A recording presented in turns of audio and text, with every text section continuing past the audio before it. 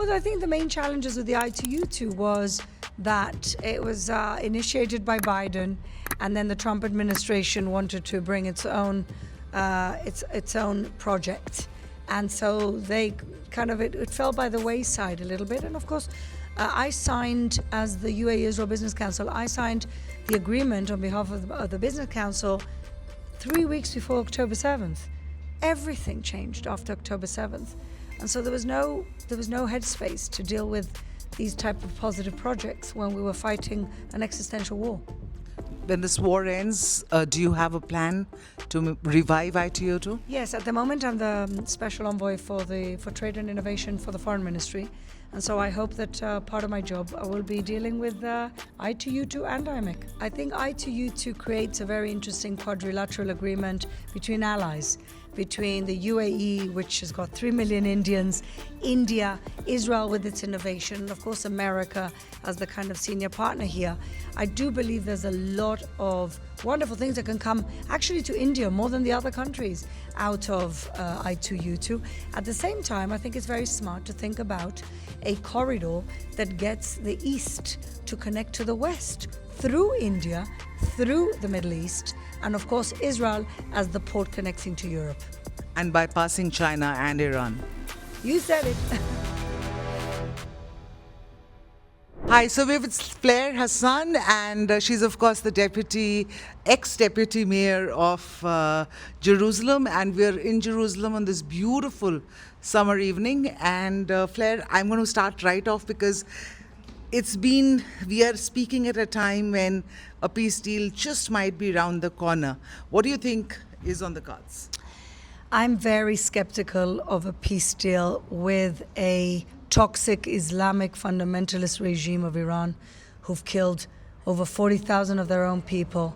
I don't think you can have peace with these people. They're liars. They have been playing the entire West for the last few decades. And I think President Trump knows exactly who they are. So we'll have to see what happens.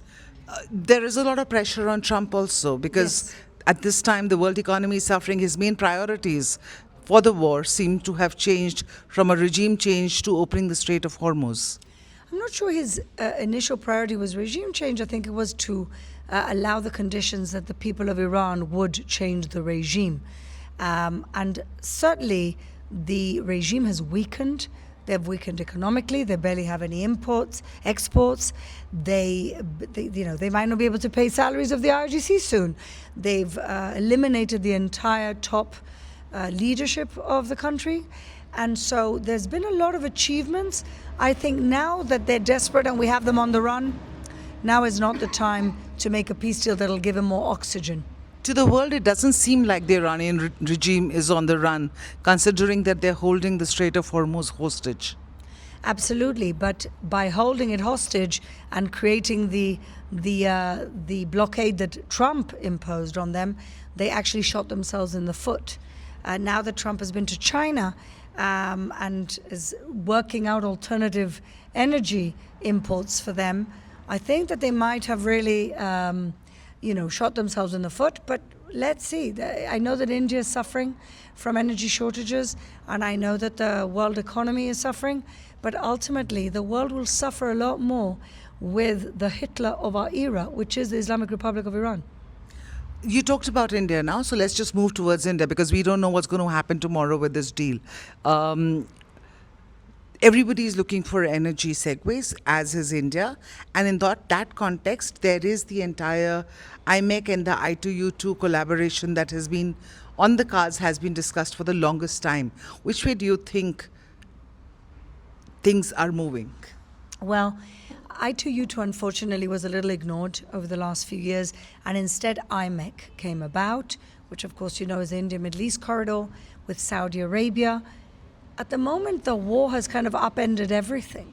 So I'm praying that with a good resolution to this war, we'll get back on track to creating all these regional challenges, all these multilateral agreements that'll bring prosperity and peace to the entire region. You're more in favor of the I2U2 than you are of the IMEC. Why is that? Well, I think we need both. I think I2U2 creates a very interesting quadrilateral agreement between allies, between the UAE, which has got 3 million Indians, India, Israel with its innovation, and of course America as the kind of senior partner here.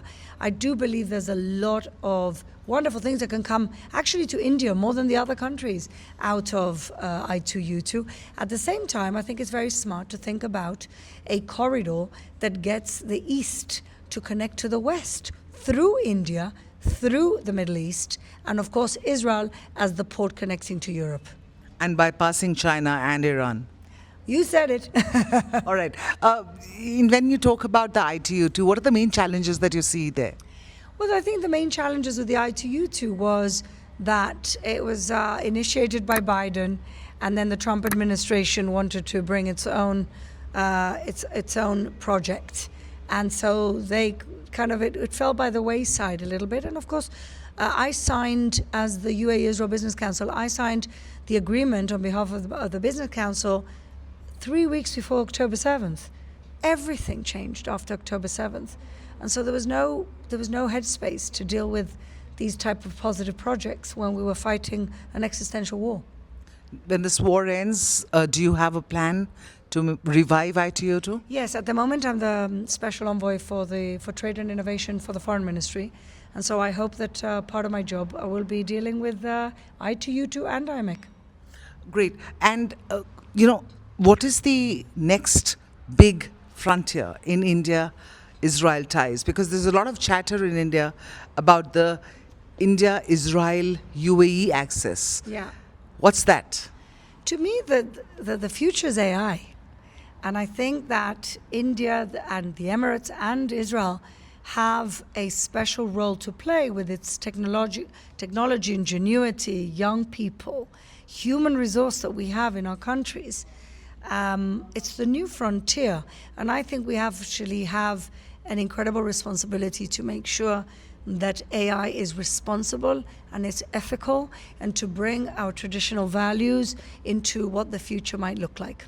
Is there a defense partnership that is also on the table? That's what people said came out of the visit of Prime Minister Modi. It makes a lot of sense. Israel, actually, I think India is one of its biggest clients in terms of defense technology, and I hope that continues to grow. All right. We are in Jerusalem, as I think we've established before. This is the city of culture. This is the city where three religions really, lay claim to this city. But when we're seeing that you're in the middle of a war, but how is the Israeli resilience sort of keeping the spirit intact? I was just talking to a few people before, and they said Israelis are the happiest in the world. Yes, we came out in some survey, fourth happiest in the world, and we haven't stopped having a war since our existence, essentially. I think that we love life. We love family, we love tradition, we love life. And there's nothing like a threat to your existence to make you want to celebrate that life even more. Unfortunately, our enemy sanctifies and celebrates death. And we're exactly the opposite, and that's the core of our resilience. Some would say, and I would just, because I want to ask this question so that it doesn't look that I haven't asked you that tough question. Sure. You've lost or are losing the narrative war. Netanyahu is being painted as a devil all over the world because of the scenes that we've seen from Gaza. Do you feel it's a narrative war, or do you see any reality in the picture being depicted? Because at the end of the day, we understand, as I said, we understand why you have to go and do what you do. But the pictures of children, dying children, hungry children, hospitals being bombed, that's also difficult to ignore. Absolutely. War is ugly, and that's why Israel has never started any war. But you have to understand that the pictures you see are part of a very well-funded propaganda indoctrination campaign. We have the lowest casualties of civilians of any urban war in history. But you're not going to see that. You're going to see the scenes, many of them curated, many of them AI, many of them lies. Hospitals that have been used as terrorist bases, children that have been made to be actors in a war, children that are not dead, held by their parents and move a foot. It's a propaganda war, and we have lost the propaganda war because we weren't ready for it and we didn't understand how well planned and well funded it was. And I think it's one of the criticisms I have of my own government is that we haven't done enough to fight that propaganda war.